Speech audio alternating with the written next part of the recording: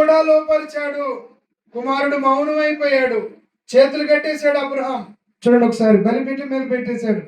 చదువురాని ఎంత బాగుంటుంది ఆ మాట 7వ వచనంలో. ఇస్సాకు తన తండ్రి అయిన అబ్రహాముతో, తండ్రి 8వ వచనం, అబ్రహాము నా కుమారుడు ఆ దేవుడే దహన బలికి గొర్రె పిల్లను చూసుకుని చెప్పాను. అలాగ వారిద్దరూ కూడి వెళ్ళి దేవుడు అతనితో చెప్పిన చోటుకు వచ్చినప్పుడు అబ్రహాం అక్కడ బలిపీఠం కట్టి కట్టెలు చక్కగా పేర్చి కుమారుడు ఇస్సాకును బంధించి ఆ పీఠం పైన కట్టెల మీద ఉంచెను. అప్పుడు అబ్రహాము తన కుమారుని వధించుటకు తన చేయి చాపి కత్తి పట్టుకొనగా, హల్లెలూయా, చెప్పలు గట్టి హల్లెలూయా. చూడండి, కుమారుణ్ణి తండ్రిని ఇద్దరిని మీరు బాగా చూడండి. బంధించబడి తల వంచి, డాడీ ఇంకా వంచాలా, ఇంకొద్ది వంచేసాకు, ఇంకొద్ది వంచాడు. హల్లెలూయా. కత్తి గట్టిగా లేపాడు అబ్రహాం. ఒక్క దెబ్బతో మెడ తెగిపోవాలా. హల్లెలూయా. మీరు చూడండి, మనం ఆలోచిస్తుంటే, మన హృదయంలో ఈ దృశ్యాన్ని చూస్తుంటే ఎంత గొప్పగా దేవుని మాటను పాటించడానికి అబ్రహాం తన హృదయంలో నిర్ణయం తీసుకున్నాడండి. దేవుడు చెప్పాడా, నేను బ్లెస్ అవుతా అంతే. హల్లెలూయా. మన హృదయం ఏంటంటే గంట గంటకే హృదయం మారిపోతా ఉంటది, గంట గంటకి హృదయం మారిపోతా ఉంటది. హల్లెలూయా. ఎవరైనా ఫోన్ చేస్తే ఆలస్యం, ఆదివారం కూడా వదిలిపెట్టి వెళ్ళిపోవటమే. ఎవరైనా ఏదైనా మాట్లాడితే చాలు, ఇక దేవుని పని కూడా ప్రక్కన పెట్టి వెళ్ళిపోవటమే. పిల్లలు అలా కాదండి. దేవుని పని అంటే, దేవుని సన్నిధి అంటే మనం పూర్ణ హృదయంతో దాన్ని అవలంబించాలి.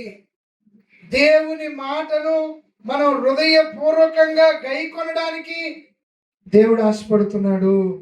సగం సగం చేయటం కాదు, ఇష్టమై కొంత, ఇష్టం కాకుండా కొంత చేయటం కాదు.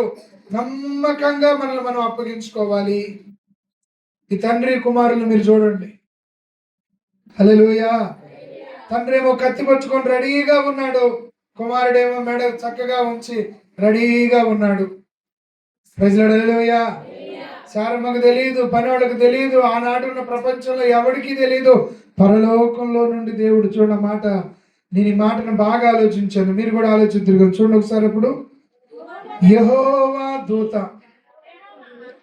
పరలోకము నుండి కేకేసిందట. దిగి రాలే అబ్రహాం దగ్గరికి, అక్కడి నుంచి రాలే దేవుని దూత. అక్కడి నుంచి అబ్రహామా, అబ్రహామా, హల్లెలూయా. చెప్పాలి గట్టిగా, హల్లెలూయా. గట్టిగా చెప్పాలి, హల్లెలూయా. మీరు చూసారా, పరలోకంలో దేవుడు, దూతలందరూ కూడా ఈ అబ్రహాం హృదయాన్ని, కుమారుడైన ఇస్సాకు హృదయాన్ని పరిశీలనగా చేసి చూస్తున్నారు.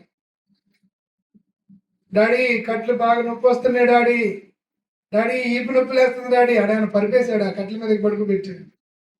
హల్లెలూయా, హల్లెలూయా.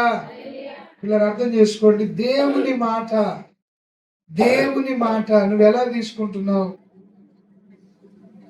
దేవుని మాటను నువ్వు ఎలా చూస్తున్నావు? అసలు దేవుని మాట, ఆదివారం మందిరానికి రావాలన్న దేవుని మాట, దేవుని సన్నిధిలో ఉండాలన్నది దేవుని యొక్క మాట. అయితే నువ్వు ఎలా చూస్తున్నావు ఆ మాటను? ఆ మాటను ఎలా నువ్వు చూడగలుగుతున్నావు? అర్థం చేసుకోండి. చులకనగా నీ తెలివితేటలతో, నీ ఆలోచనలతో కాదు, దేవుని మాటను ఎప్పుడు కూడా పూర్ణ హృదయంతో దాన్ని పాటించడానికి అప్పగించాలి. దేవునికి స్తోత్రం, హల్లెలూయా.